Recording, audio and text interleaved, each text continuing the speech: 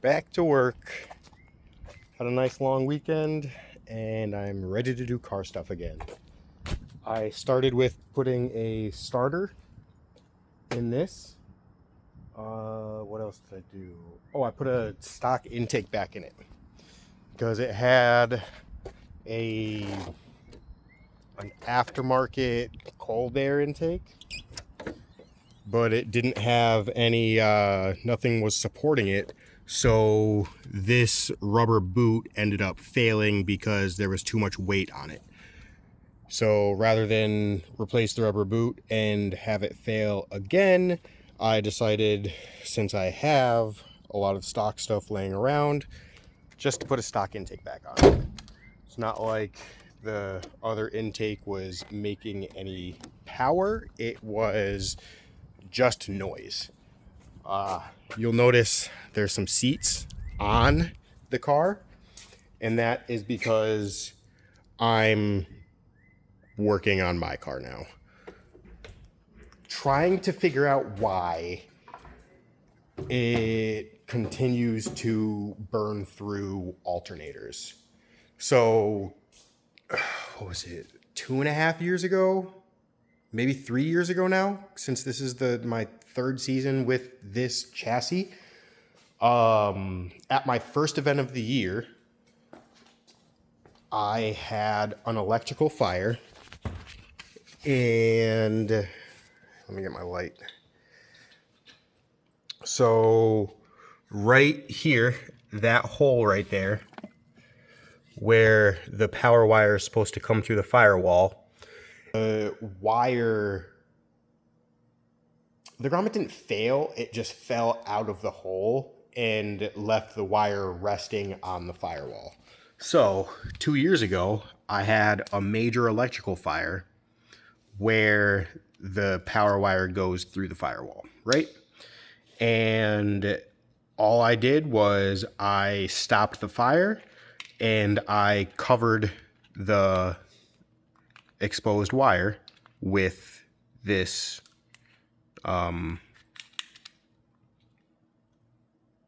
wire shielding. I don't know, whatever. My brain is blanking right now. But since I fixed it and drove the car home, I never replaced this wire. And this has been like this for a couple years now. And I have a feeling that this is why I keep killing alternators. So that obviously was exposed, had a fire. I don't know how much resistance is going through there. This was also exposed and on fire and just closed up. So it's time to replace all of that, because not only did I kill an alternator after 2 weeks, one drift event, my car actually caught on fire at the last drift event. I didn't know it caught on fire. It smells like it caught on fire. However, I didn't see any smoke. I didn't see any flames, and I didn't have to use a fire extinguisher to put it out, and was able to drive home. So alternator failed. It initially was just putting out 12.3 volts, which not enough to charge the battery, but it's enough to drive the car, right? And since it was enough to drive the car, I just continued drifting, which was cool. I got to drift a ton. I got to, do a bunch of laps. However, I ended up melting down some wires because of it, because I just wanted to drive. The alternator, it was putting out 12.2, 12.3, right? And I was keeping an eye on it. And as long as it wasn't going under 12 volts, I was just going to continue to drive the car and not put an alternator in it.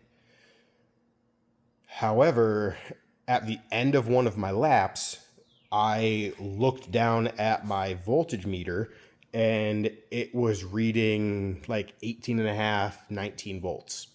So I was very close to either burning down my ECU, burning down my battery, or just melting wiring in between.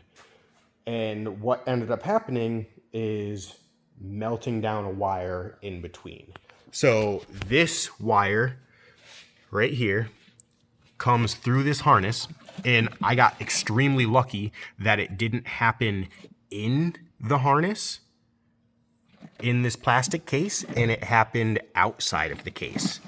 So I had all of these wires over here wrapped up with heat tape, or not tape, but like Velcro heat shielding. And this one, as you can see, was on fire. It's not like it was shorting out to ground. It was legitimately, right? See, there's no ground. That's a power wire and a power wire. And those two were in the same one, along with this power wire. So I had the 3 power wires in one. I had a ground in one, and then the rest of these were also in one. Right? 1, 2, 3, 4, 5. Yeah. So I had them all separated, and this was the only one that melted down. And you can see how it completely destroyed this wire as well. Sorry, I'm not even showing you guys what I'm doing.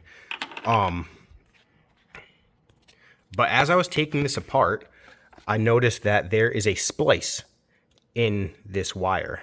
So I'm wondering if this spliced point was causing too much resistance when my alternator was overcharging. So my alternator was overcharging, but my battery did not get the 19 volts that the battery, or that the alternator was sending to the battery. This wire caught on fire, and that was what happened when my alternator was sending 19 volts. So in reality, I got extremely lucky. It just sucks that I need to rip that apart so that I can put a new starter wire in. Again, not the end of the world, but I did get lucky. On top of that melting, I also melted this cover. You can see the heat wrap coming through. Well, yeah, it melted through. The only part of the heat wrap that is still stuck is the part that melted to it. So what I'm gonna do, which is exactly what I did with the OBD1 cover, is I'm just going to cut it here. And I'm going to use the studs here and there to mount a piece of metal that comes down and folds over the coil wires. Because although I melted the cover, my wires are all still perfectly intact, which is awesome. So it actually looks like that isn't from the inside, and it's from the downpipe itself. So looks like I'm gonna have to take the downpipe off and rewrap it, cut the cover, and make the heat shield.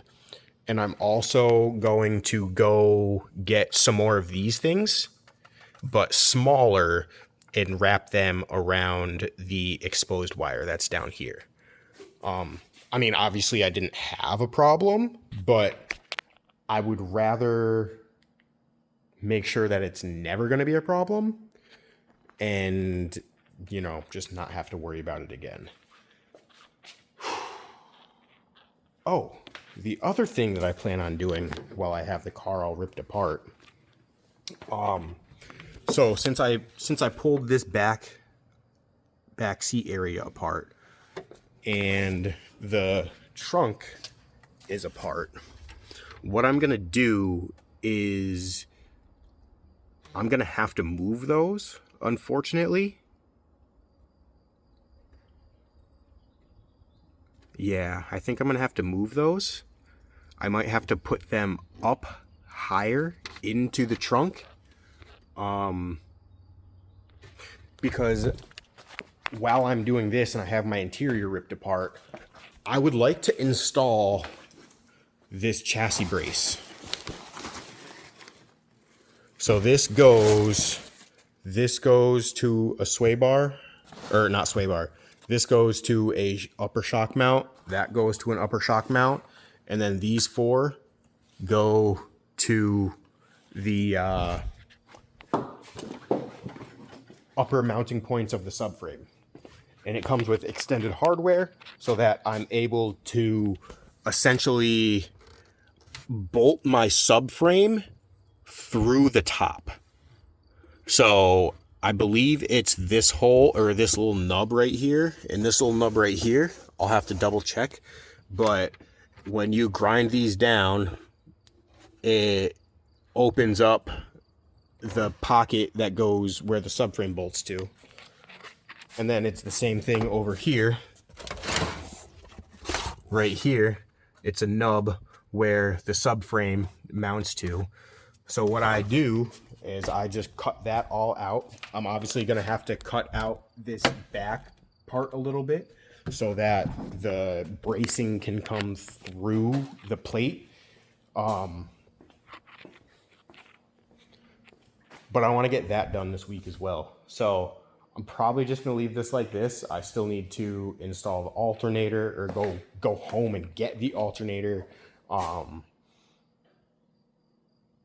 it's hot today. I really don't want to be here doing anything else. So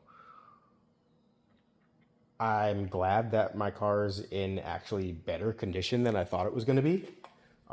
It's always a gamble when you have an electrical problem. I didn't even know that my car caught on fire, but it was on fire.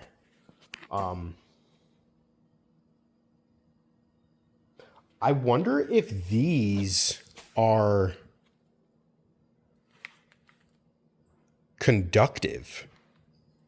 Because if these are conductive, then that was grounding out as well.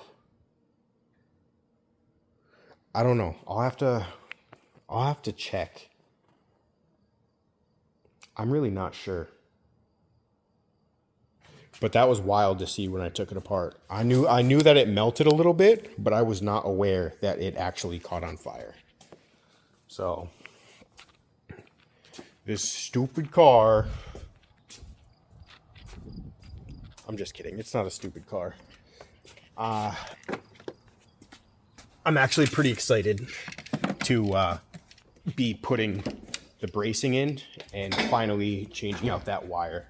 That wire has been needing to be changed for a long time now, and I've just been putting it off and putting it off and putting it off. Hopefully that is the reason why that I was killing alternators, because if it's not, then I honestly have no idea, and I should probably just drive around with an alternator on deck. But I think that was a good thing to do. I don't see why that wouldn't be a problem. I mean, this was definitely causing a problem. So hopefully I don't kill any more alternators. But this thing is sick. I love drifting this thing. I had such a good time at Lock City. I wish that I could have recorded some of it, but again, my family was there and I was just trying to have a good time drifting. I did get to check out the 651 Sports, and this was all day of drifting. I did not swap them left to right, so this one is a little bit less worn. I definitely wore the right tire more than the left tire, but all day of drifting and it's just down to the wear bars. So honestly, I kind of see what the hype was all about. They lasted all day long and they gripped so well when I first tried to drift with them that my car was, I don't want to say undriftable, but had so much more grip than I was used to that I was not able to drift it. So yes, they're a little expensive. Yes, they're a drift hype tire, but they work. They do what they were designed to do, and they're cheaper than Ken does. So I definitely enjoyed them way more than the all seasons. I think they got me. I really think they got me. I'm gonna be a summer tire or track tire user again, because that's what I did. That's what I was doing when I started drifting. I had, my 200 tread wear up front, and then I would, run a 300 tread wear in the rear. This was before I had a turbo car, and yeah, it was nice having more grip per horsepower, if that makes sense. But it definitely felt nice having the 200 tread wear tire on the car. I was able to throw the car so much harder. It slowed down so much faster. I had to drive the car harder. I had to drive it faster because it just didn't slide like it did with all seasons on it. It actually gripped, had plenty of side bite. I could get on the gas and it would go. They were good tires. Good tires. I will definitely buy them again. That is for sure. But I think I'm going to call it here for now. I'm going to go home, eat some dinner, feed the dog, smoke a little bit, and then I may come back later on to do some more stuff just because it's so hot out right now. I'd rather come do stuff when the sun is going down, but I don't know. We'll see. I may go home and hop on this in and completely forget that I wanted to come do stuff, but I think this is a good place to leave it for today. It's ready to go like back together or, start going back together, but at least electrically. I still have to go find that wire. The smaller one, the one that goes to the starter. I still got to go find one of those. I know I have it. It's just all over, all in a pile of junk, and I just need to go through the pile. That's all. So, yeah, good day. I hope you all have a great week. All right, we are back again today.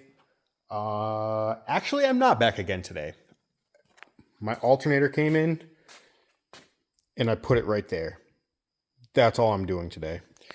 It is extremely hot, and I need to go dig the wiring out of a storage container that has been sitting in the sun, and it's like 85, 86 degrees outside today. So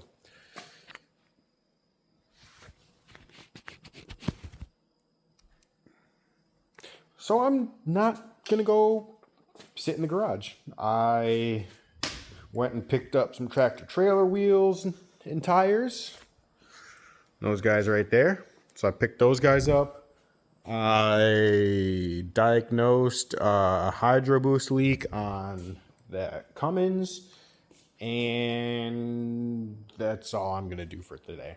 It's too hot. I really do not feel like doing anything at all. So I just wanted to be like, yeah, it's all ready to get put back together, but I need to go get the wiring from, it's essentially a sauna, and I don't feel like going in a sauna today. It's already too hot. I don't want to do that. So I'm just not gonna. I'm gonna go home, relax in my nice cool basement. So this is really just for educational purposes. I have RevShift, I think it is, poly trans bushings on my Turbo E36, right? And I ran factory ones for a while, and I had a factory one fail, and the soonest I could get new bushings was going to be if I got poly bushings from Amazon or eBay or wherever. So I was trying to make it to a drift event. So that's exactly what I did. I purchased... Sorry, I'm just looking through this box to see if I can find some other bushings that I have.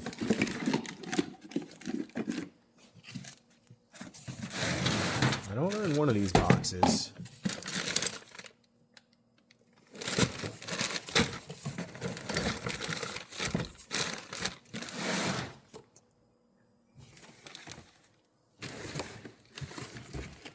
I don't know what box I put them in. Or maybe they're in one of these and I'm just going crazy because there's too much stuff in it.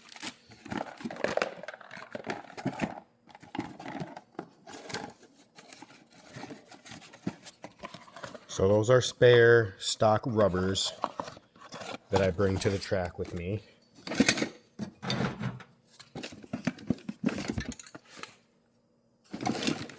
And then I could have sworn that I had another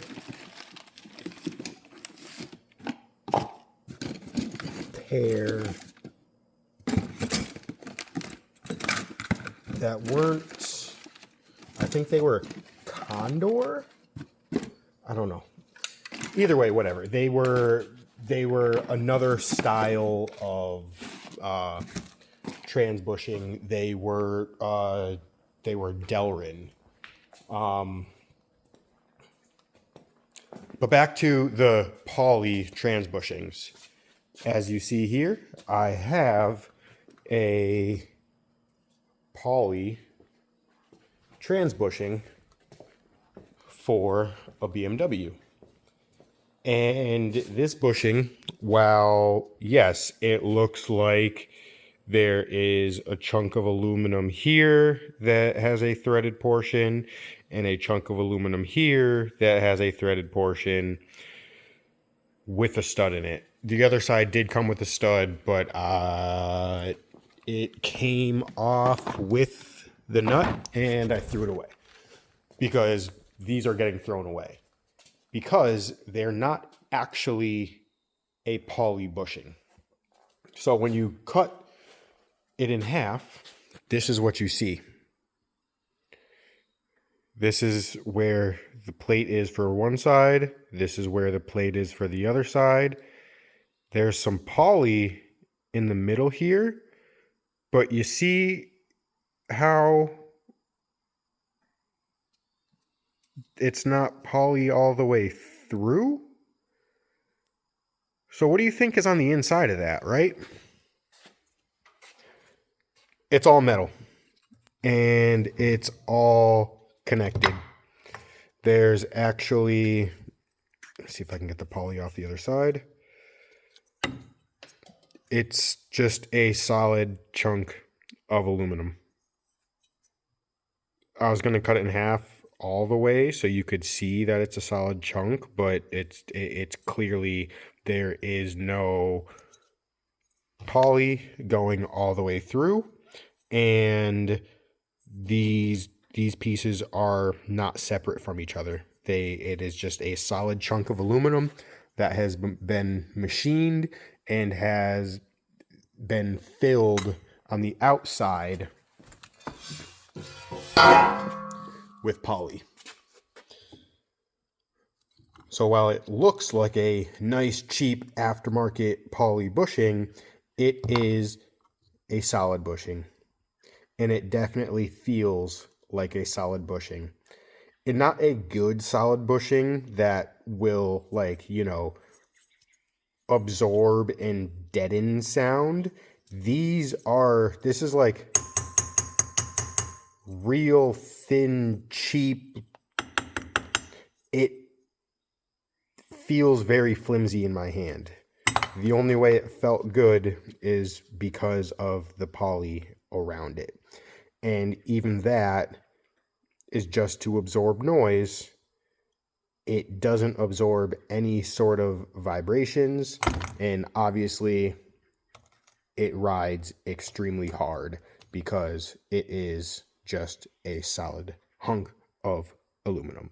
So that is going in the scrap, and the rest of this is going in the trash, because those don't belong. I mean, all right, there is a place for solid bushings in a dedicated race car, not a grassroots drift car, street car. That you know what I mean? It's just a regular car. It doesn't need to have all that extra stiffness to make it better, because it doesn't even make it better. All it does is make the ride harsher. All it did was make the vibrations from my drivetrain go in through the chassis, where obviously if it's a dedicated race car, it's already going to vibrate a lot. You're not really going to notice the little difference that it makes, but I noticed the difference right away when I switched from those cheap eBay, Chinese Chinese polyurethane mounts to actual name brand poly mounts that are actual bushings. They actually do what they're supposed to do. So I just wanted to make that quick video, show what those bushings are and do, because I see them marketed constantly as a cheap aftermarket polyurethane bushing, and they're not. They're not a polyurethane bushing. Yes, they have polyurethane on them, which is how they're able to get away with marketing them as such, but they are not a polyurethane bushing. They are a solid bushing that has been essentially dipped in polyurethane. So save yourself some money, buy good parts the first time, and don't cheap out on transmission or engine or diff bushings for your E36.